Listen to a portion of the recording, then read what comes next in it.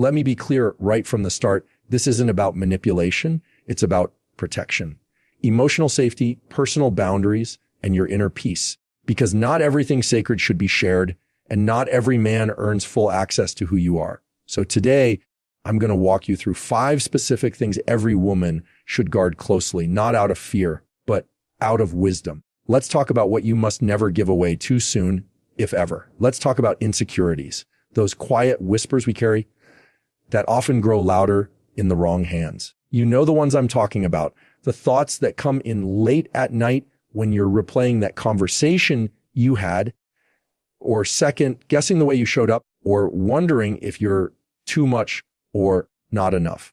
Those moments of internal doubt are real, and they don't make you weak, they make you human. But here's the thing, those deeply personal fears, the ones rooted in your history, your wounds, and your lived experiences, are not for public consumption. And they are as definitely not for early sharing with a man you just started seeing, no matter how charming, attentive, or seemingly understanding he appears.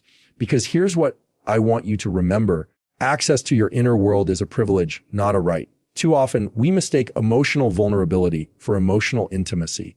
And while vulnerability has its place, it needs a secure foundation to stand on. A man who hasn't proven emotional maturity, who hasn't shown consistency, accountability, or care, should not be handed the most sensitive parts of you. Because when you give someone the map to your insecurities too soon, you also give them the tools to manipulate your fears, whether they intend to or not. You don't need to explain your anxiety about abandonment just to justify why you're asking for reassurance. You don't have to tell someone your father left when you were a child just to make them understand why you value loyalty. That information is sacred, and sacred things are guarded. We live in a world that often pressures women to be emotionally available right away, to open up fast, to overshare in the name of being real. But being real doesn't mean being unfiltered with people who haven't earned your truth. Being real means being discerning. It means you know what you carry is valuable, and you choose carefully who gets to see what's inside. It's easy to think that opening up about your deepest insecurities will draw someone closer. That if you share your most fragile parts, they'll love you more for being authentic. But love doesn't come from overexposure. It comes from connection, and connection requires mutual safety. If you're the only one bringing emotional depth to the table, that's not connection, that's an imbalance. So when a man asks, "What are you afraid of?" Pause. Ask yourself, has he created an emotionally safe space, or is he just being curious? There's a difference between interest and care. One wants to know you, the other wants to hold you. Don't confuse the two, and don't underestimate how subtle emotional harm can be. Some men don't lash out in obvious ways. Some will use your insecurities as quiet leverage, throwing them back at you during conflict or withdrawing affection to punish your vulnerability.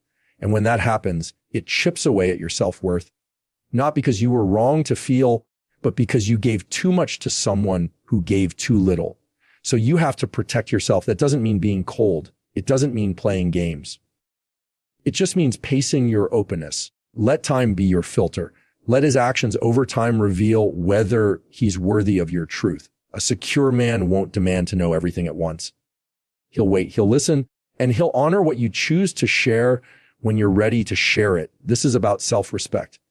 It's about maintaining your center, because you should never feel like your most fragile truths are a risk in someone else's hands. You shouldn't have to worry whether what you said in a vulnerable moment will come back to hurt you in an argument, or be used to silence you, shame you, or shape you into something smaller. Your insecurities are not baggage, they're part of your story, but that story deserves a reader who handles every page with care. And until you know he will, it's not only okay to hold some chapters back, it's necessary. Guard your soul like it's worth something. Because it is. Let's take a moment to talk about emotional history, not the surface level stuff, but the real heavy, often unspoken experiences that shaped who you are, past relationships, heartbreaks, betrayals, the wounds that still sting even when you pretend they don't. Those chapters of your life carry weight.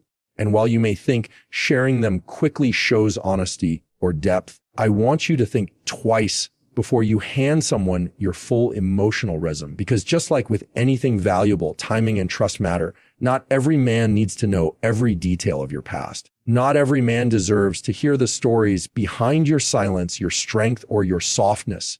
When you give too much of that emotional history too early, what you're really doing is giving someone the script to your triggers, your patterns, your fears, and you don't yet know how they'll use that information. Sometimes we rush to overshare in hopes of being fully seen. Maybe you've been told that if you're not open, you're hiding something, that if you're guarded, you're not being real. But being real doesn't mean unloading your emotional archive into someone's lap just because they asked a few kind questions.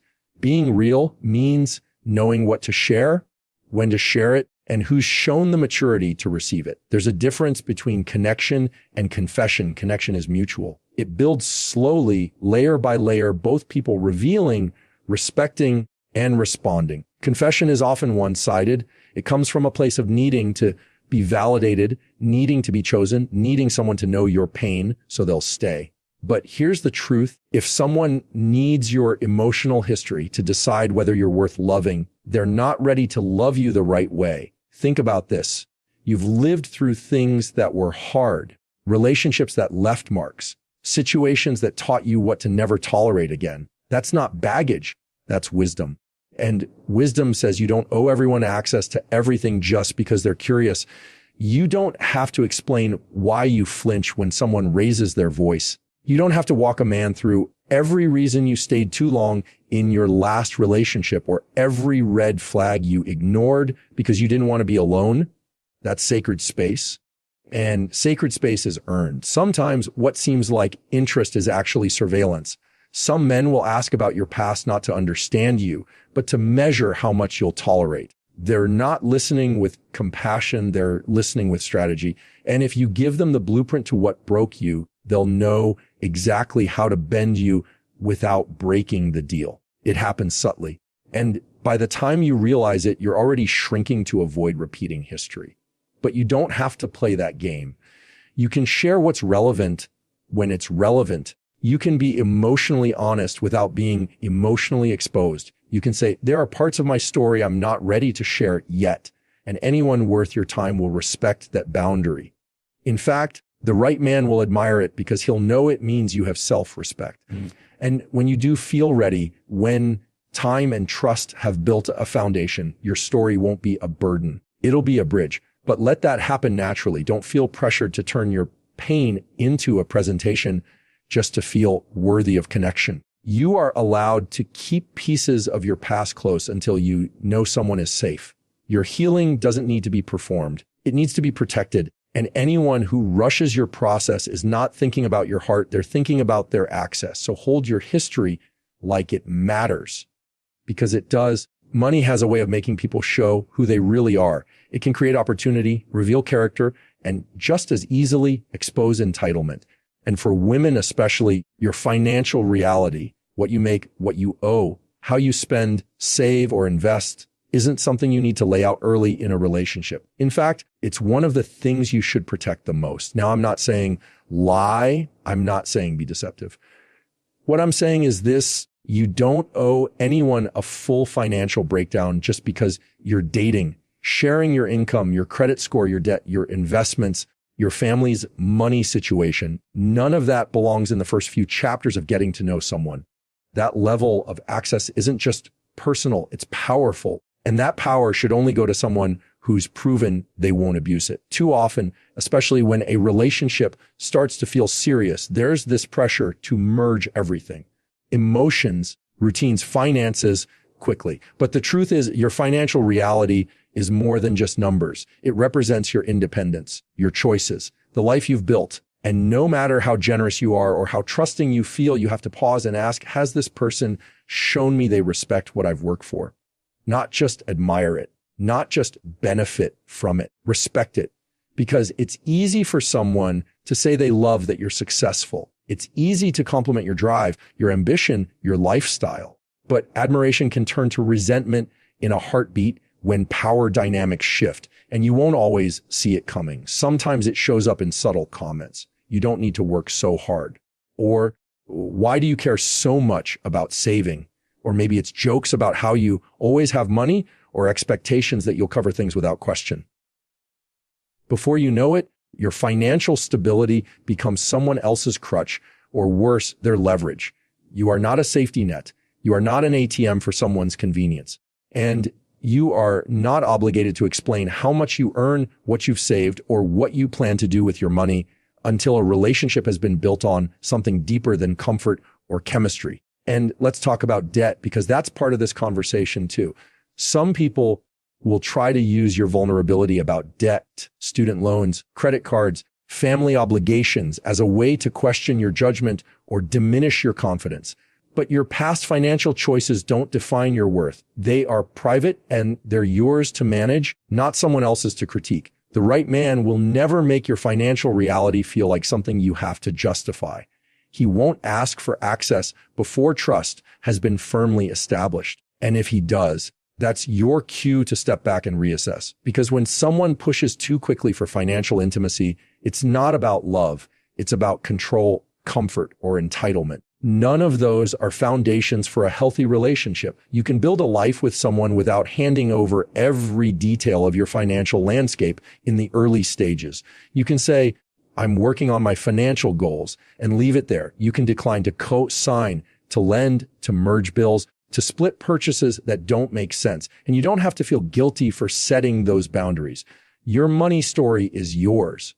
It reflects your hard work, your sacrifices, and the future you're trying to create. And just like any valuable part of you, it deserves protection. Anyone who truly wants to walk beside you won't need full access to prove that. They'll show you who they are with how they treat your boundaries, not how much they can get from your openness. You don't have to explain your pockets to prove your heart. One of the most sacred things a woman carries is her vision for her life, her goals, her timeline, her dreams, where she wants to live, what kind of career she's building, whether she wants marriage, kids, travel, a certain lifestyle, or peace above all else. These plans might not be written down anywhere, but they're felt. And too often, women are taught to shape those plans around whoever walks into their life, especially if that man shows a little potential or interest.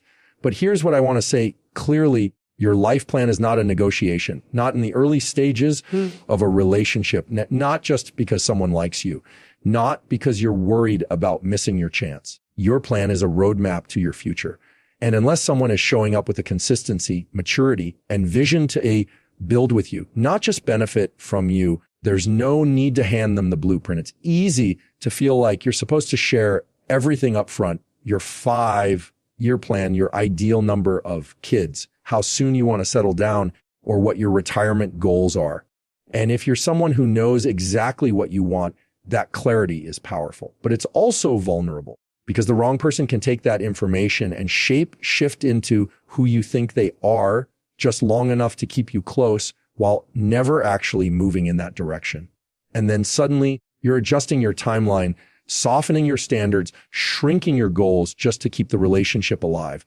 Not because you changed, but because he never actually aligned with you in the first place, and you were too far in by the time you realized it. So here's a shift in perspective. You don't need to declare all your plans right away. You need to observe. Pay attention to how he talks about the future. Does he speak in I or we? Does he listen when you speak about your goals, or does he redirect the conversation back to himself? Is he supportive when you talk about your ambitions, or does he subtly downplay them? And most importantly, does his lifestyle reflect someone who's actually moving toward anything or just drifting? Because if a man isn't building a future of his own, he has no business rearranging yours. You can absolutely have meaningful conversations about values, direction, and lifestyle compatibility. But compatibility is not the same as convenience. Don't let someone mirror your dreams just to keep a seat at your table.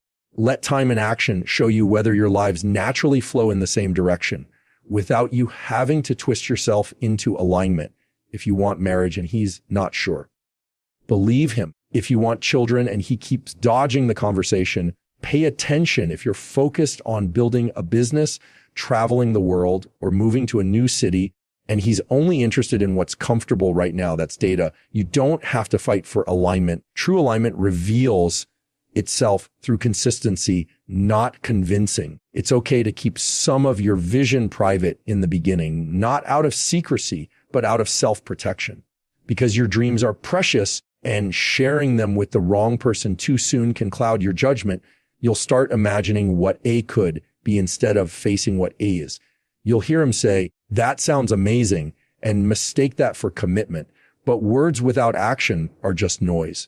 You deserve a partner who doesn't just nod along, but actually shows up, who supports your vision and brings one of his own. And if that alignment isn't there, you're allowed to walk away with peace. It doesn't mean your plan was too big or too specific. It means you were wise enough not to settle for less. Your dreams are not up for compromise. They're up for partnership. And until someone proves they're building in the same direction, you owe no one the map. One of the most subtle ways women lose themselves in relationships is by over-explaining what they need emotionally, laying it all out too soon, almost like giving someone a cheat sheet. Here's exactly how I like to be loved. Here's how I need to be supported. Here's what to say when I'm anxious. Here's what I expect when I'm upset. And on the surface, that can feel like healthy communication, like clarity. But here's the problem. It often becomes emotional labor, not emotional connection. When you hand over your emotional expectations too early and too completely, what you're really doing is doing his work for him. You're giving him the roadmap to your heart before he's even shown he knows how to navigate his own. And what ends up happening is that you're not really seeing a him. You're seeing his ability to follow instructions. But following instructions is not the same as understanding. It's not the same as effort. It's not the same as care. See, part of emotional intimacy is discovery. It's someone taking the time to learn you, not because you gave them a list, but because they're genuinely present. They watch how you react. They ask follow-up questions. They remember small details. They show up in ways that say, I may not know everything about you, but I'm paying attention. That's real emotional investment.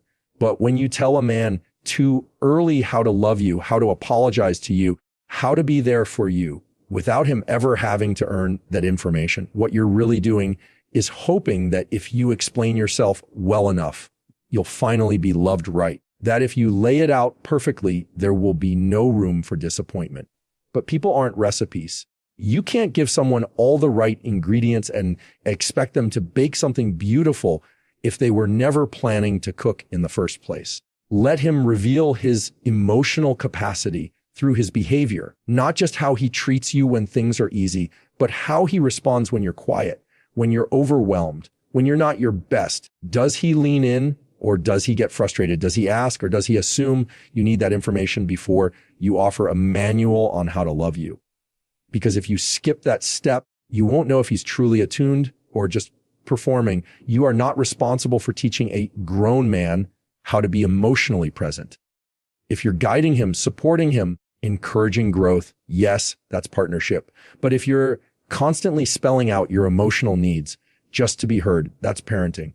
And the more you step into that role, the more he'll let you, until you realize you've become the caretaker of the relationship while he simply coasts. So it's okay to withhold certain expectations at the start, not because you're being secretive or playing games, but because you're allowing the relationship to show you its natural rhythm. You're watching to see if there's space for your feelings, not just room for them, but respect. You're choosing to be known, not just managed. And here's the truth. Your emotional needs aren't too much. They're not unrealistic. They're not a burden, but they do require someone who wants to meet them. Someone who's not just in the relationship for the good times, but who's emotionally fluent enough to recognize and respond to your internal world without needing you to draw a map every time. You deserve to be loved in a way that feels safe, steady, and deeply seen. But that starts with you knowing that your emotional world isn't something to perform, defend, or package neatly for someone else's comfort. It's something to be honored by the right person in the right time through the right actions. Don't hand someone the instructions to your heart. Watch first to see if they're even willing to build something real with it. If there's one thing you should never feel guilty about protecting, it's your peace. That calm, grounded place inside you, that clarity you fought to create after everything you've been through. It's not up for negotiation. It's not something you owe anyone access to. And it's definitely not something you should sacrifice in the name of love, attention, or keeping the peace with someone who keeps disturbing it. Here's the reality. Peace isn't loud. It doesn't beg. It doesn't chase. It doesn't argue to be understood. Peace is quiet, strong, and still. And when a relationship starts to cost you that stillness, when you find yourself constantly second guessing over, explaining, adjusting, or tolerating what you never would have before, that's not love. That's a warning sign. You may not even notice it at first. It starts subtly. You go a little quiet during conversations because you don't want to trigger his mood. You make yourself smaller in social settings because he seems uncomfortable when you shine too bright. You laugh things off when they bother you because bringing it up feels like too much work.